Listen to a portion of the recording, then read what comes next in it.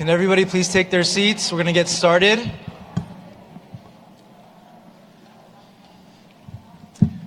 Good afternoon, everybody. Welcome back. Please remember, if you have any questions for the panel, go ahead and write it on the index cards and hand them to the volunteers in the orange shirts. My name is Mahtesian, and I'm honored and excited to be introducing our next panel, Politics in Action, Congress on Our Side.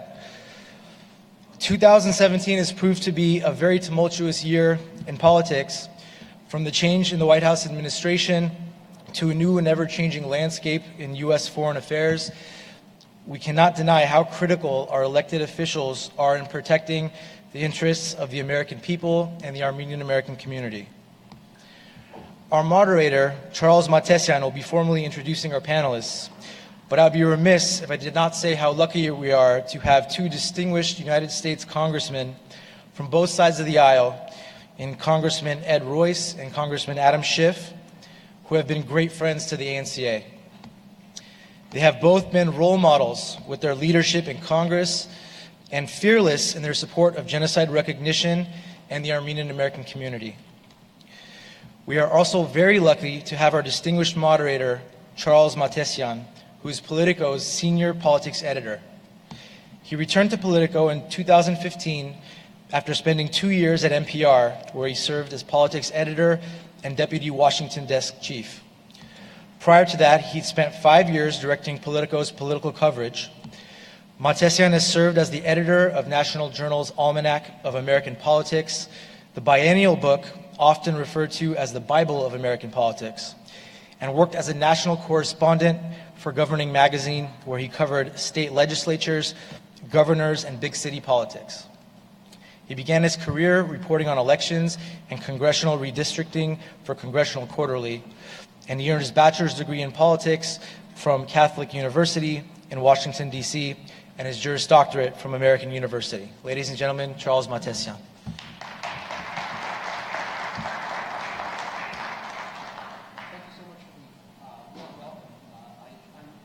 Here with so many friends and to see so many friends, but I'm also delighted to be here with two longtime friends of the Armenian community in Congressman Royce and Congressman Schiff. I know many people here in California know them as longtime friends and allies on issues of importance to the Armenian community. I can tell you, as someone who lives in Washington, D.C. and works for a publication that covers their careers very strongly, you have two members of Congress here that are deeply influential in Washington, D.C., two of the most powerful people in the city.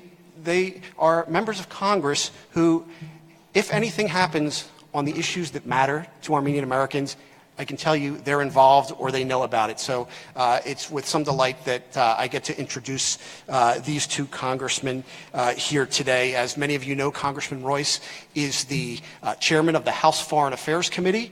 And to my left, Congressman Schiff is a member of the Select Committee on Intelligence, and I know many of you see them on TV on a regular basis, and I think it's wonderful that they're here spending their time explaining issues to us, because if you don't know this, one of the things I learned from covering members of Congress is the schedules they live by are amazing. They're stunning to me. They live by index cards in their pockets where they live a whirlwind of an existence, going from meetings to conferences to briefings to constituent groups to TV and radio hits, and it never stops.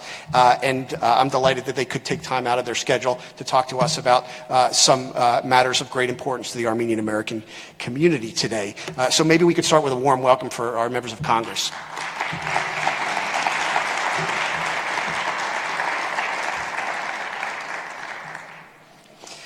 So I guess, why don't we start with a wide lens, and maybe you can take time if you have some remarks to answer this, or if you want to expand on this.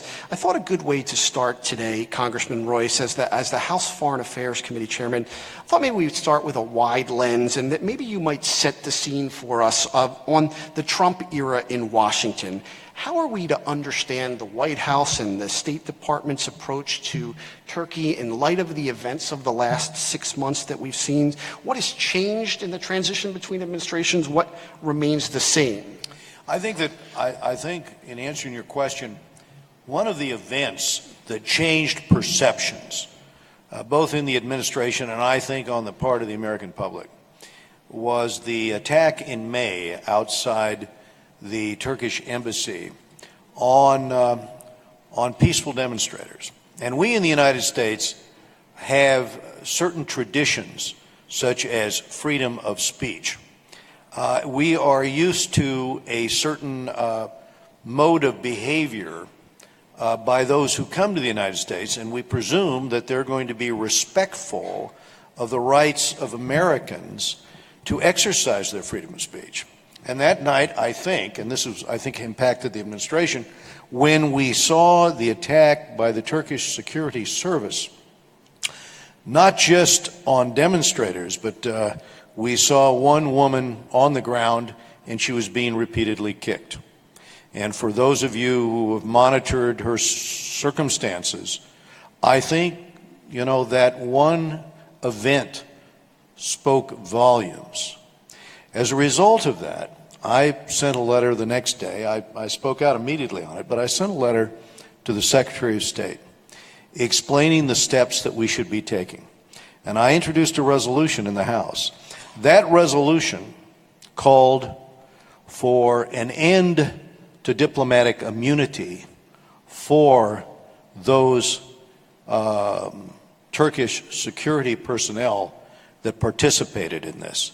It condemned it, the attack, it called for their conviction, and it called upon our State Department to take a series of steps in the future, which the State Department took under Rex Tillerson. And if we look at the steps within the hours after the attack and the following day, what we see is that we had charges brought, charges with respect to assault with a deadly weapon. We saw an indictment by our Department of Justice. We saw an indictment of 15 members of the security personnel, of the security staff for President Erdogan. But we also saw 7 others indicted, presumably agents for the regime. And then if we look at the subsequent actions taken by state and taken by the United States, we see the communication of that information overseas. What did that mean? Well, that meant in the case of Germany, when the G20 came up, and again, Erdogan attempted to attend the G20, the consequences were that they disinvited. They said they would arrest these individuals, arrest the individuals that the United States was seeking to prosecute, the security service of President Erdogan. Likewise, I communicated, I think there were a total of 3 letters I had sent, but I communicated again with the Secretary of State about the upcoming event in New York. And I know that our State Department and the administration followed through and gave the order that if any of these 15 tried to re-enter the country, they would be arrested, they would be tried. I think that that sends a powerful message. But I think it's always been driven, hasn't it, Adam, by Congress. I mean, I think we have taken the lead, administration after administration, in terms of driving policy to make certain that we didn't have a situation where historically probably many of us in this room would presume that the Pentagon was a little shy in applying the same standards that we try to apply to other countries around the world with respect to Turkey. They're in NATO and so forth. We hear these arguments. I think what we're trying to do is apply the same standards, universal standards, American standards, with respect to human rights and dignity, and especially with respect to the rights of freedom of speech of our own people. It may not be respected in Turkey. We speak out all the time about that. But we certainly expect, when their government is here, an end to this kind of brutish assault on Americans. You see, this is the same kind of pivotal moment.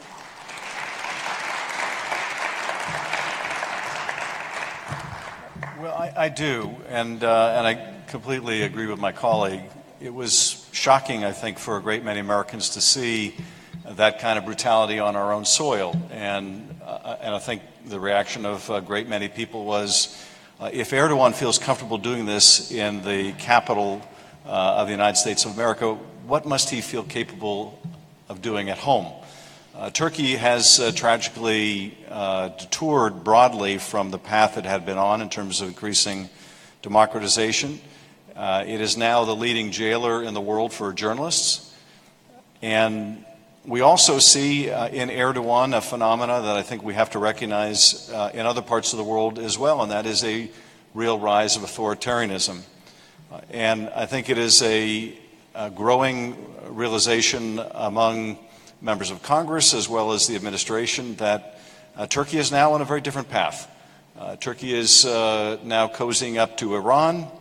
Turkey is now cozying up to Russia. Turkey is purchasing weapon systems incompatible with NATO. And at a certain point, we have to ask, what is the commonality here? And I think that ought to cause this administration to deviate from the practice of prior administration when it comes to certain very core issues of importance to our community, and that is the United States of America should not be carrying Turkish water when it comes to recognition of the genocide. And I think that more than anything else, Turkey's recent behavior in the last, certainly months, but in the last several years, ought to cause members of Congress as well as our administration to take a fundamental look at the U.S.-Turkish relationship and where is it headed and what does this mean.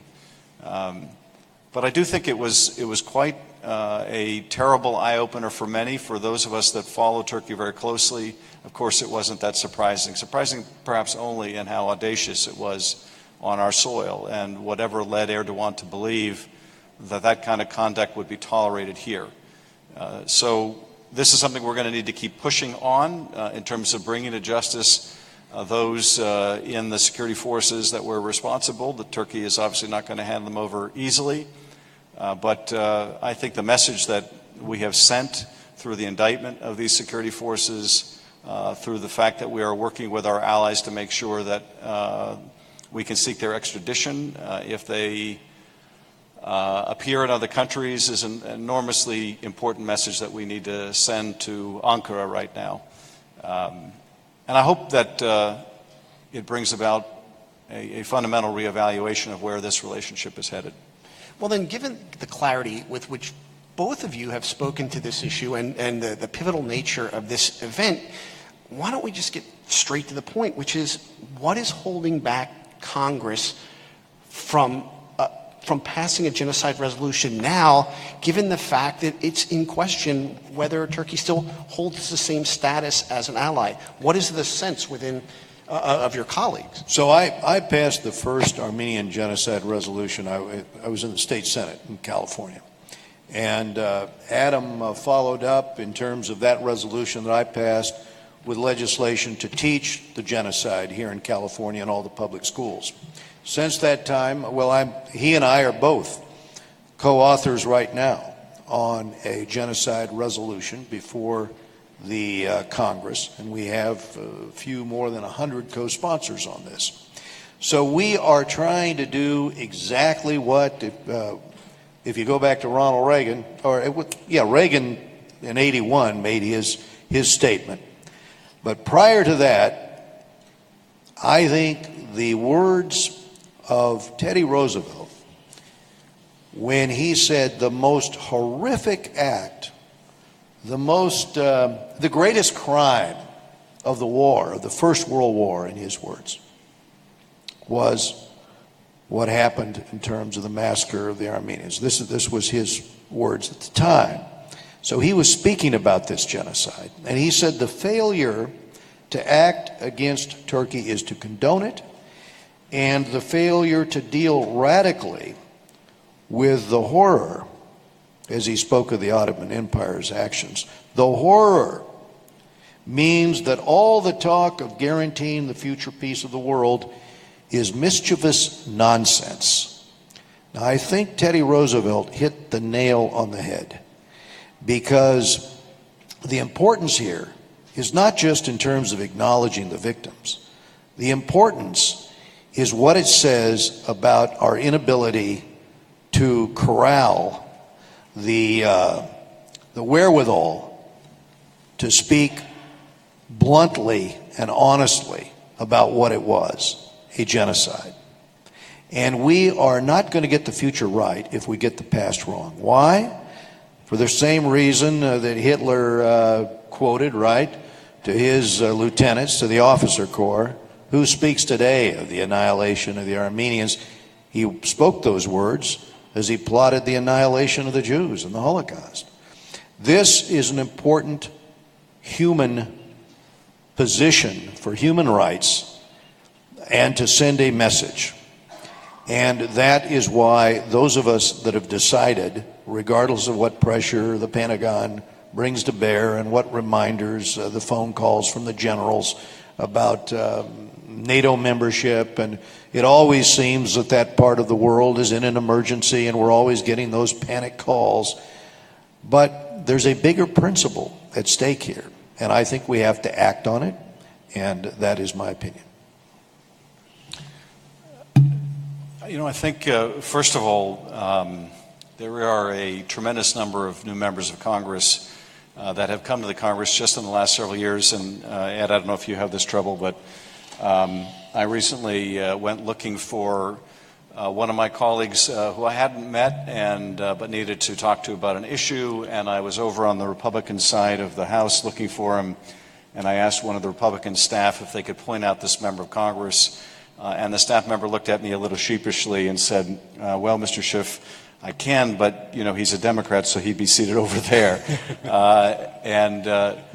We've had a tremendous influx of new members, many of whom don't know much about this chapter of history, which is, I know, astonishing to us, but nonetheless, it's part of the reason why everyone is here today, and that is to energize the grassroots to continue that member education effort, which is so important. At the end of the day, though, it isn't a lack of understanding of history that prevents the Congress from moving forward or has prevented Congress from moving forward on this in the past. Rather, it's a concern over the Turkish reaction. And, you know, that's a difficult thing to reconcile for many reasons. First, if members of Congress don't dispute the facts of history, then what is it about this relationship with Turkey that stays our hand? And what could be more important than speaking out candidly about genocide? Now, over the years, you hear a variety of rationalizations from, well, we've got a very important Incirlik air base there, or we want the right to do overflights, or we want the right to bring in troops, something that Turkey during Iraq turned us down nonetheless. Turkey is an important NATO ally, whole host of rationalizations. The reality is that other countries that have recognized the genocide have not suffered an irreparable break in their relationship with Turkey. The United States is often victim of thinking that it is omnipotent, that it's capable of doing anything, militarily or otherwise. There are occasions, though, where we underestimate our own power. And in this circumstance, I think we dramatically underestimate our own power. And that is, we can recognize the genocide and the world is not going to fall apart. And if our relationship with Turkey, to whatever degree we have a relationship with Turkey, isn't sufficient to survive telling the truth, then it isn't much of a relationship. It also, I think, has inhibited us from speaking powerfully and with the moral authority that we need about other genocides and other mass atrocities that are going on today. How can we expect to have credibility on these issues if we're going to pick and choose what genocides to recognize based on political considerations? I will say this one other added factor that's made it difficult for us to make progress on this, and that is just the sunken cost of all the prior administrations that have maintained the same policy.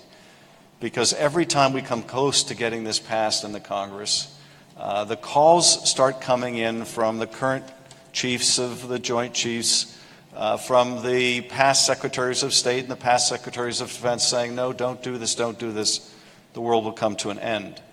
Now, they have a real stake in the continuation of the same mistaken policies they promoted when they're in office. Because when we do recognize the genocide, and we will, you can only, I think, deny the obvious facts of history for so long. when we do recognize the genocide, they're going to have a lot to explain about why, when they had the opportunity to speak candidly about this, they failed so completely. But that's what we're up against. We're also up against a very well-financed and well-oiled Turkish lobby and an Azerbaijan lobby that is increasingly sophisticated and well-funded. And the only thing that we have to combat that is a grassroots organization second to none, which has been so vitally important. And one of the reasons I am really delighted to be here and want to thank you for all of your efforts.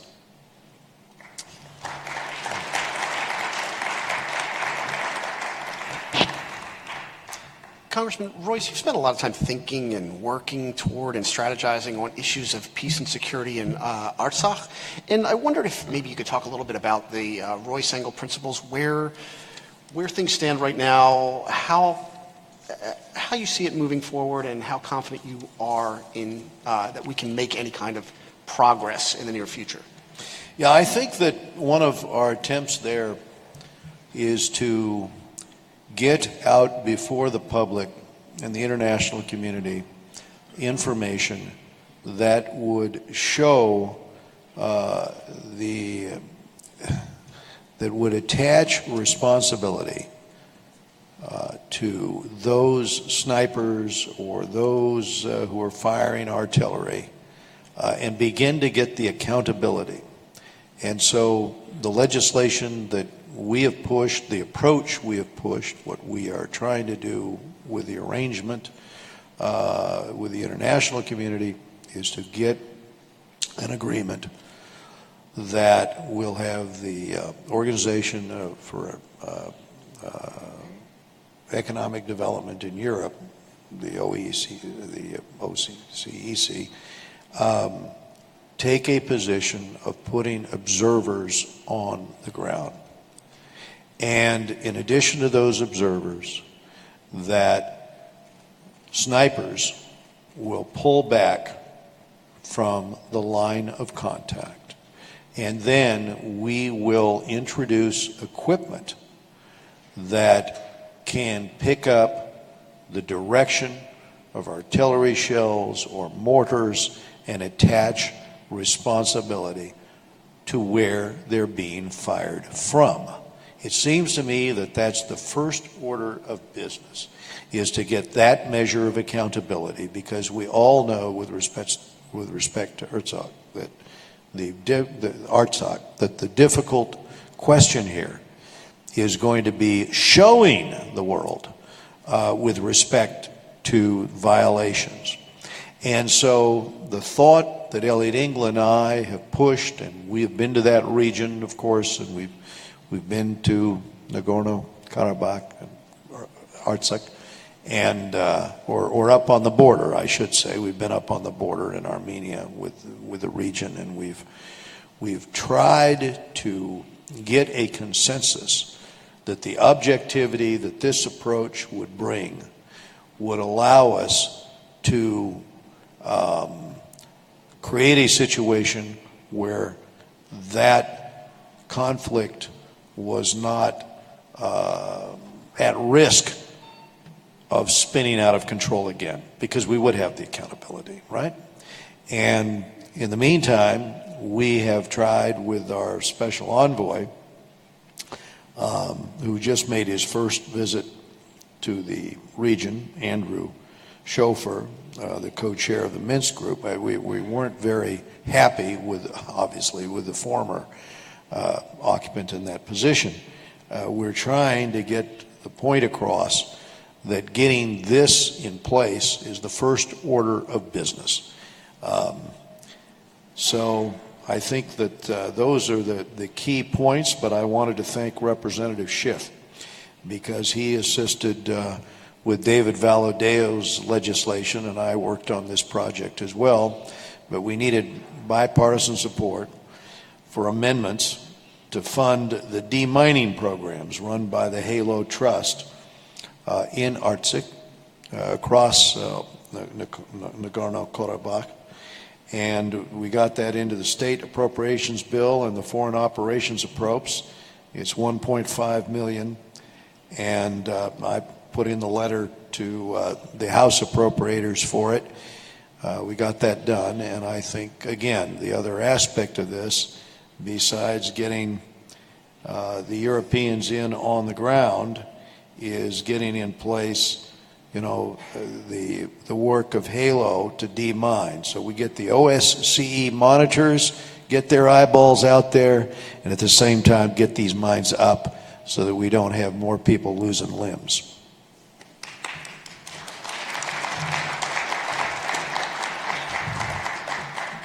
I would say of all of the issues within the constellation of those of concern to the Armenian community, the one of the greatest moral implication is the genocide.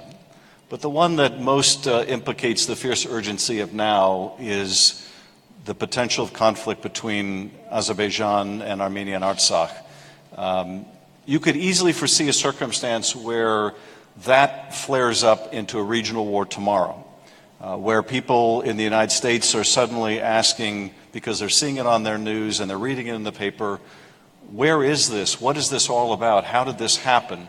Where Russia gets drawn in and we get drawn in and Turkey gets drawn in, and all of a sudden you have this conflagration that began in a part of the world that few people know or understand. There is a real risk of that happening. We saw not too long ago a fierce eruption of violence provoked by Azerbaijan and a terrible loss of life. That could happen at any time. Azerbaijan has been making money hand over fist for many years in its petroleum industry. It has put that money into its military. And there is a growing concern over the capability of the Azerbaijani military compared to Armenia's military and Artsakh self-defenses. There are also rising domestic protests and discontent within Azerbaijan and increasing pressure on Azerbaijan's oil-dependent economy given the price of oil. All of that spells enormous risk to the region and to the world beyond it. There is a tremendous tendency when you put that kind of money into your military and you're suffering discontent at home to want to use that military. So I want to thank my colleague, Mr. Royce, for his work, along with Mr. Engel, to really put the spotlight on this and to try to use whatever leverage that we have in Congress to move the administration, whatever leverage the administration has to move the Minsk group, to insisting on the installation of this ceasefire monitoring equipment. It doesn't come as a surprise to anybody in this room that we support this, Armenia supports this, Artsakh supports this. The only one against putting up ceasefire monitoring equipment is, of course, Azerbaijan. That ought to tell you all you need to know about who the aggressor is here. But this, I think, has to be the single highest priority right now. That is making sure that we're monitoring that line of contact, that we can hold Azerbaijan accountable, and that our regional representative doesn't use the language of the prior representatives that have talked in terms of moral equivalency between Armenia's conduct and Azerbaijan. There is no equivalency here. There is a single aggressor here. There is a single party that seeks an advantage in physical and violent conflict here. And we need to speak out candidly about this, or it's an invitation to Azerbaijan. When Azerbaijan provokes conflict along the line of contact and the United States says we call on both sides to stop, that's a message to Azerbaijan to continue, because they won't be held accountable. So we all have to, I think, make this a tremendous priority and focus of our work. I'm also thrilled that we were able to get the funding for demining.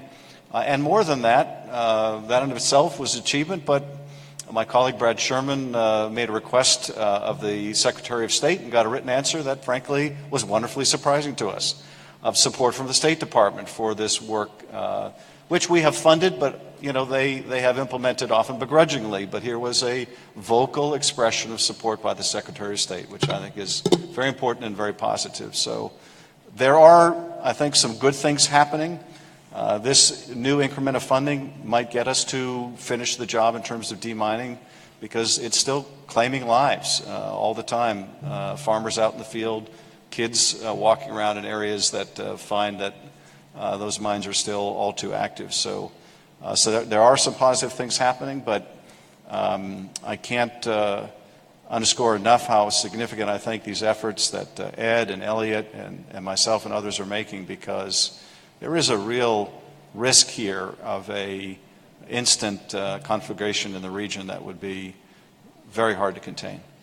I'm glad you raised the issue of Azerbaijani military capacity, because I cover domestic politics. I don't know defense and foreign policy, but I do know that if you're talking about purchases of nearly $5 billion worth of defense equipment, and if your defense minister, as in the case of the recent visit from the Azerbaijani defense minister to various Israeli defense companies, when you're talking about that kind of money, when you're talking about that kind of relationship, when you are talking about arms suppliers getting involved from other nations as well, all of a sudden it begins to make you wonder about whether other nations are gradually becoming a party to the conflict. I mean, is that a worrisome development? Do you both see it that way? And maybe you could address that. And we've spoken out about that. We've had hearings in which I've pointed out the wording used by the former defense minister in Azerbaijan and by public officials there. Someone once asked John F. Kennedy the difference between the ICBM program that the Soviet Union was building and his space program, and he said, attitude. Well, the attitude that we are hearing, those words, those threatening remarks in terms of telegraphing the intent to begin a war, that is what is so concerning about those defense officials, the words they use. And that is why we are trying to bring pressure to bear, but also why on the committee we've shown the amount of funds that have gone in to these armaments and to the arithmetic increases that we've seen and the deployment of these weapon systems. For those of us that have been to that region of the world, we know that the most important thing right now, the reason we'd like to get this conflict resolved, is not just for the future of the Armenian people. It's also, we see when we're out in the countryside in Armenia, the needs, the educational needs, and the same is true in Azerbaijan. And so the money that is going towards this kind of weaponry that could be deployed to giving the next generation of young people throughout that region the opportunities. For those of you that have been in the University of Yerevan, you've seen some pretty remarkable technological commitments. But you get out into the countryside in that part of the world and you realize how much of a struggle it is. And it's an additional struggle for the people of Armenia because they're also supporting the influx from Syria of the Armenian Christians and other Christians. 22,000 people that they are supporting right now, trying to provide housing, trying to provide care, trying to provide education. And so they have this to contend with as well. And they are so big-hearted in terms of, even with as little as they have, trying to be as welcoming as possible. They're saving the lives of many people that otherwise in the Middle East might be extinguished by ISIS. And we recognize this in the committee. As a matter of fact, we're talking about the Genocide Resolution. We passed a genocide resolution of mine indicating the genocidal acts committed by ISIS and other jihadists against the Christian community, the Armenian Christians and other Christian communities, and the Yazidis that is going on today as we sit here. And that's something we also have to recognize besides the Armenian genocide. And it is Armenia that is standing up to take on that responsibility of caring for those who are fleeing in the Christian community while trying to deal with this arms buildup over in Azerbaijan. So we need to be pressuring in order to end this and get the focus back towards what everyone in the region can do in order to help the next generation of young people. And that should be focused on their education and their health. And I will also say that we have tried to assist with some of the programs to get educational materials out into the countryside in Armenia. I would completely agree with that. And I would also point out one additional distorting consequence of the dangerous situation along the line of contact, and that is the degree to which that it forces Armenia to continue to rely on Russia. Russia, and you can call me a Russia skeptic if you like, that's certainly more than fair, has a long tradition going back to Soviet days of wanting to preserve frozen conflicts. Frozen conflicts in Georgia with South Ossetia or Abkhazia, frozen conflicts in Moldova, frozen conflicts in Ukraine. And although they are part of the Minsk group and ostensibly interested in trying to resolve the conflict between Artsakh and Azerbaijan, they have an interest in keeping that conflict alive. And so as a partner in terms of trying to bring about a peaceful resolution, I continue to question whether that's really what the Russians want here, because as long as that conflict is alive and a hot conflict, Armenia is in some respects dependent on Russia. For its defense, it already has a significant economic dependence. And the distorting impact that has is, some time ago, as you know, Armenia was moving in the direction of merging its economy with Europe and being part of an extension to the European Union in terms of its economic relationships. It then had to make an abrupt U-turn and agree to become part of the Eurasian Union that the Russians were proposing, linked with other economic powerhouses like Belarus. And that was not in Armenia's interest, but Armenia had little choice, given the degree to which Armenia is reliant upon Russia, both economically, because it's the subject of blockade by nations like Turkey and Azerbaijan, but also militarily and in terms of its defense because of the situation in Artsakh. So resolving this conflict also has the merit of freeing Armenia from its reliance on Russia.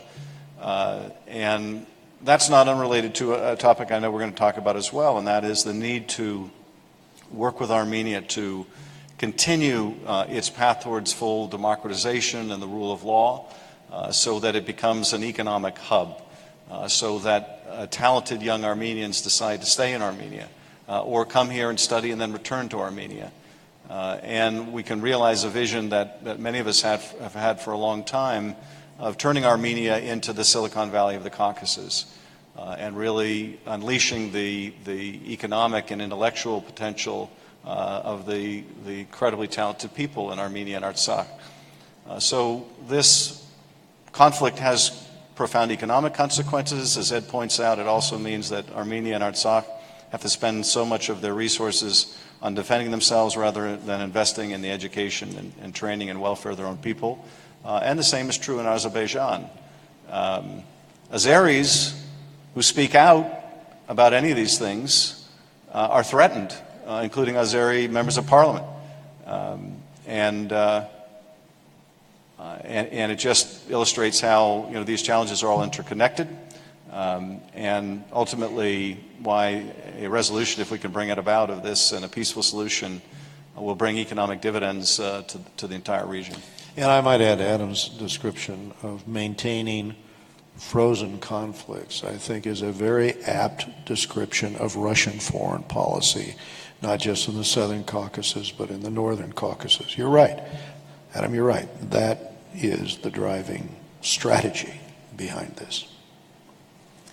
Congressman Schiff, in your remarks, I thought you left a great segue into an area that we don't have a lot of time left, but I think we can probably touch on, which is economic development. Congressman Royce, can you talk a little bit about what are the barriers to U.S.-Armenia economic relations, and what are the prospects of breaking through some of them at the moment, whether you're talking about the double tax treaty or anything else? Yeah, I think the key barrier is actually the neighborhood, because what Armenia struggles with is an attempt at embargo or an attempt at very high tariffs by its neighbors in order to try to isolate Armenia. And we have probably in this room, and some of my constituents who would be here are in Yerevan right now. They're investors there. But they can tell you that in terms of products made in Armenia, this is why we'd like to unfreeze this conflict, and we'd like to see Armenia able to be part of the types of arrangements for the free flow of goods and services that we've been able to orchestrate in the rest of the world. And as Mr. Schiff has shared with you, this is not the design that Russia has for Armenia's future. And so if we can de-escalate, and if we can reach these accords so that these goods and services can cross borders, in the meantime, another hope we have is the Millennium Challenge account, is using Millennium Challenge to address some of the capacity issues in Armenia with respect to trade and investment issues. And this could go a very long way. For those of us that have pushed liberalized trade with Armenia, we think this is a big part of the solution, but we also think capacity building with the Millennium Challenge is also part of it. And then there's the aspect of just putting Armenia on the map for more trade and business. The vision that we've spoken to in terms of the IT community and the way we have these new relationships with institutions, at UCLA and out here in the United States and the university in Yerevan. We need to do more to be ever mindful of what we can do to link up with our universities. We can do so much now over the internet, and there is a pool of people in Armenia who, frankly, have just such unlimited capacity with respect to technological advance. STEM education is really in Armenia a reality for so many young people, and but they need that. We must ever be mindful of what we can do to help build these institutions and help pave the way for more trade and investment. We've hit our time limit, so Congressman Schiff, do you want to have the final word on this and follow up? Sure. For those of you that may not be into the weeds on the Millennium Challenge program, it's a program that's designed to hit countries at a certain level of economic development and the rule of law, and incentivize further development of the rule of law through financial support. Armenia for some time has been on the cusp. At one time it did receive a Millennium Challenge Corporation grant, a substantial grant, and then it fell below some of the indices of good governance and was disqualified from further receipt. We have been working to try to get it requalified, and Armenia has a new and technocratic government, which I think has been making some very important strides in terms of the kind of accountability and transparency reforms that are necessary. We may not make it this year. We're pretty close, although it looks like we may fall short this year. If we do, we're going to set our sights on next year to make it happen next year. And the type of grant that Armenia got in the past was more in the nature of development, rural development. This would be focused on STEM education, and I think it's a fantastic concept for a STEM project in Armenia that can really develop those technological gifts and talents of the Armenian people, that can overcome those economic barriers by its neighbors. For 15 or 20 years, many of us have been talking about why can't Armenia become the Silicon Valley, and this kind of STEM program would be probably the most profound step along that direction. Many of you who travel frequently to Armenia and to the region, other of you who have invested in Armenia, understand that the potential for economic development would be that much further along if we can make additional progress in terms of protecting people's investment there, and giving people the confidence that if they do invest in Armenia, that investment will be protected. And the Millennium Challenge process really works at both levels, because it helps the country adopt greater accountability and transparency and make important legal reforms, on the one hand, to encourage investment, and on the other hand, if we're successful with this program, we'll give young people the skills there to compete economically, to bring commerce there. It will be a win-win situation, and that's exactly what we look for in the Millennium Challenge program. Thank you. Well, great. Before we go, I want to thank you both for speaking to the issues that mean so much to the people in this room. People care deeply about this. It means a lot to us as Armenians, and I will tell you that when word got out among my own family that I would be doing this panel, I got a warning from a cousin to be nice to you too. So obviously people here care deeply and respect the work you've done. And as a reporter, that was an alien concept. It was not easy. The knives are still in the pocket right now. But in any case, thank you very much. We're very grateful for your candor and for illuminating a subject that means so much to so many in this room. And we both thank your cousin. Thank you. Thank you.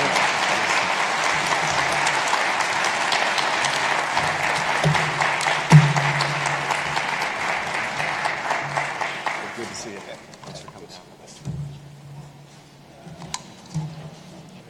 Yeah, I thought you handled it in a way to cover all the possible issues. That was Congressman. So, Adam, I think they have something.